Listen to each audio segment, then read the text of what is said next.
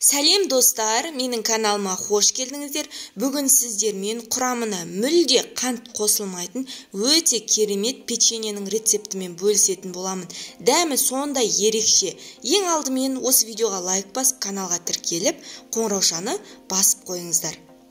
Достар, бұл печеньені сіздерге де жасап көруге кеңес беремін. Дәмі сондай ерекше, бұрынғы печеньелердің дәміне өте ұқсас. Ең алдымен ыдысқа 30 грамм қант ұнтағын осылай електен өткіземіз. Одан кейін 60 грамм бөлме температурасында еріп тұрған сары майды саламыз. Сары май міндетті түрде бөлме температурасында еріп тұруы керек. Екеуін салып, жақсылап миксермен араластырып аламыз.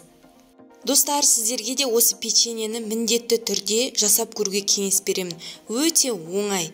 Келесі кезекте мінекей біздің сары май мен қант ұнтағы жақсылап араласып болды.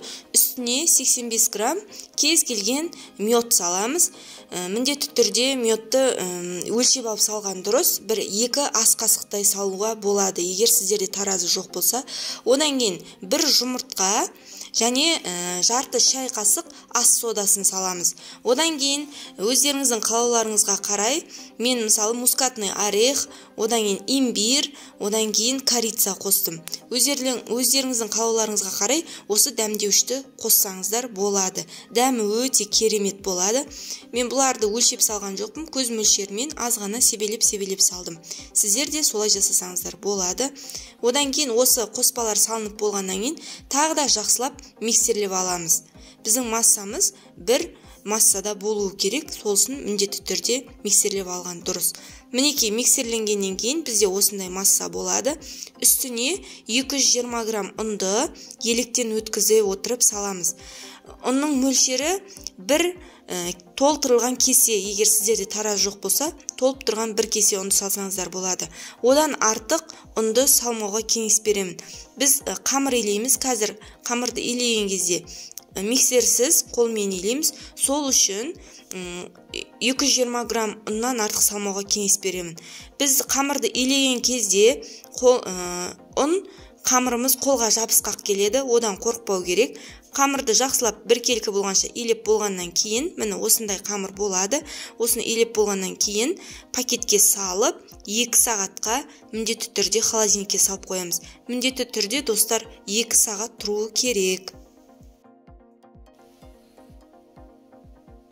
Мінекей достар, 2 сағат уақыт өтті. 2 сағат уақыт өткеннен кейін қамырды алып, астына үстіне ұнды осылай молырақтан сеуіп, жарты сантиметр қалыңдықта жаямыз.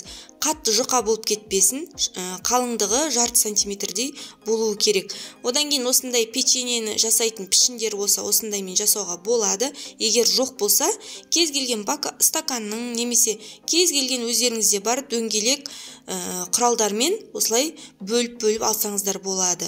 Мен балаларға жеуге өте сүйкімді, дәмді, әдемі болып көріну үшін осындай печеньенің пішіндерімен бөлдім. Осындай астына пергамент төсеп, противенге салып, пісіріп алатын боламыз. Достар, менің каналыма қолдауларыңызды білдіріп, осы видеоға лайк басып, каналға тіркеліп, қоңыраушаны басып қойыңыздар. Алдағы уақытта шығатын менің рецепттерімді ең бірінші болып көретін боласыздар. Достар, келесі кезекте мен печеньенің пішіндерін осындай көбелек тәрізді етіп жасадым.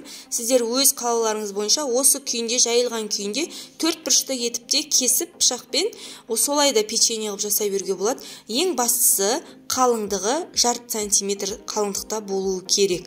Міне осыны енді 20-25 минутқа духовкаға салып пісіріп аламыз. Әркімнің пеші әртүрлі, сол себептен арасында ашып қарап тұрған жөн. Мінекей, аз ғана уақыттың ішінде печенье дайын болды. Иісі керемет, дәмі де керемет. Сіздерге де жасап көруге кеңес беремін. Балаларға өте күшті, керемет, дәмді, әрі құрамына қант қосылмаған печенье. Сіздер де дайындап көріңіздер. Осы видеоға лайк басып, каналға тіркеліп, қоңыраушаны басып қойыңыздар. Достар, сіздерге рецепт ұнады деген ойдамын. Комментарий бөліміне кез келген смайликті қалдырсаңыздар, мен сіздерге рецепттің ұнағанын білетін боламын. Сіздер де менімен бірге жасап көріңіздер. мінекей сондай керемет, иісі деген енді күшті. Қазір мен дәмін көретін боламын және сіздерге арасын көрсетемін. Мінекей арасы өте сондай күшті болып піскен. Міндетті түрде сіздер де жасап көріңіздер. Мен каналыма тіркеліп, осы видеоға лайк басуды ұмытпаңыздар және комментарий бөліміне кез келген смайлик қалдырыңыздар.